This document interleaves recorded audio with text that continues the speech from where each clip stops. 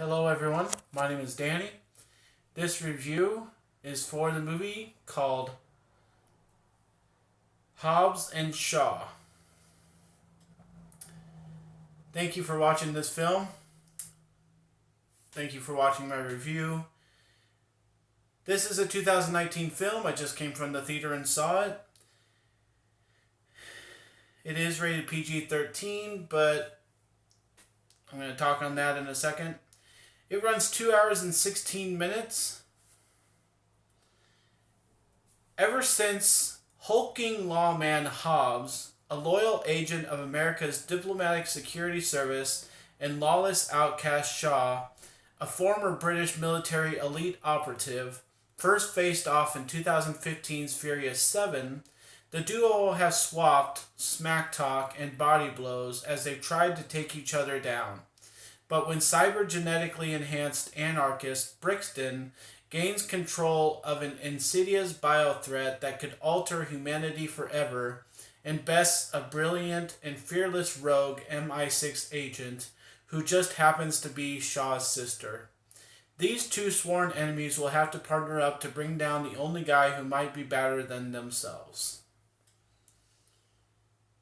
This stars Dwayne Johnson, Jason Statham, Idris Elba, Vanessa Kirby, Eliza Gonzalez, Roman Reigns, many others. Kevin Hart's in this. Deadpool's in this. Yeah, Deadpool. Ryan Reynolds. He's in here. So, there's just a lot of people.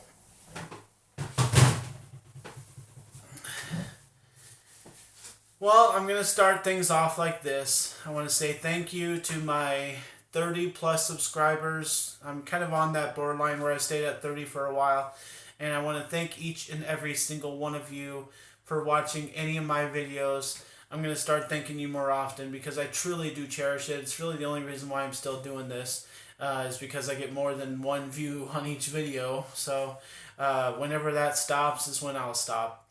But this is a momentous occasion for me, having my 400th movie video review on YouTube.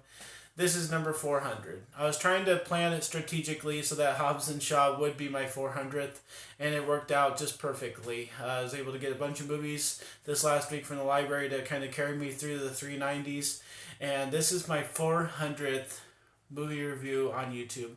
And the only reason why I've been doing it so long, and I do so many, I'm one of those YouTubers that just does volume. I watch so many movies. I've never seen them before. I look them up. I research. I try and find them from the library. I watch new in theater, obviously, when I can. I try to do once a week. And I just get a bunch of movies from basically from 2000 on, but most of them are within the last 3-5 years or so. And so I just do lots of volume of video reviews. I've had some out there that have had hundreds of views, and I appreciate that. I don't think I've had one reach 1,000 views yet, but I just really appreciate it. And this means a lot to me to reach this point. And I could just watch my movies and just keep a catalog for myself, but I feel like sharing my thoughts with the universe. And I've gained some nice online friends, other reviewers. I think some of you live across the seas. I think some of you live very vastly among the United States. So I don't think I'll ever meet any of you, but it means so much for you to just add a comment or two on a video of mine every once in a while. It really makes my day when I see a comment from a fellow video reviewer, that maybe has millions of viewers, and so for me, that means a lot. It really does. So just keep it up. Let's keep our relationships up with YouTube here. It's a great platform for everyone. So as far as this movie goes, Hobbs and Shaw, I'll get to that. Thank you for enduring that 4 minutes. But Hobbs and Shaw, it's under the Fast and Furious universe. These characters were created in that universe, and so this is a branch off for just them because they've always been two characters that have really balanced off of each other. They've really been at each other for arch nemesis kind of purposes. And so somebody said, well, hey, let's go put them in this movie and see how, 2 hours plus of them bickering and not getting along, but having to get along in, classic Fast and Furious fashion. Let's see how that would play out. Well, I'll say for me is that I think it was too much, bickering. Um, I'm a fan of Hot Tub Time Machine and their clever wit. I'm a fan of other movies with, just clever things to say about the other person, trying to put them down or trying to be smart and, kind of ugly in your words. But The Rock and Jason Statham, man, I just like the way they say it. They're just saying it to try and intimidate you, and neither one of them gets intimidated. So none of the stuff they're really saying is really that effective. Nobody in my audience, and I was in a full theater in the middle of a day on a Friday. I was in a full theater and I didn't hear much laughter. There was a couple times here and there spread throughout the movie, but it was not continuous funny stuff. And the few little quips that Kevin Hart has are a nice alleviation off of what the rest of the movie has to provide. And Ryan Reynolds' character really does help give us a breath of fresh air from the monotonous back and forth between Statham and The Rock. So I would say it just is a little bit, too much. It dwells a little bit too much on the back and forth from The Rock and Statham because it's not that effective. That's what I think my overall point for that is. The Fast and Furious stuff, like, I think the people sitting next to me, they were just like, and we were all pretty much amazed by how much action is in this movie. Fast and Furious does a little bit more effectively, and that's why I think their movies are better than this because they know when to give you an action scene. They know when to have some romance. They know when to just have people sitting at a table eating food. This one just goes all out. Just action pretty much the whole time. There's really no like slow moments in this, and by slow I mean people just talking. Um, but maybe it gets us a little bit numb because it's just thing after thing after thing. And honestly, a lot of people in this world have seen the previews for this movie. And it's mostly the stuff in the previews.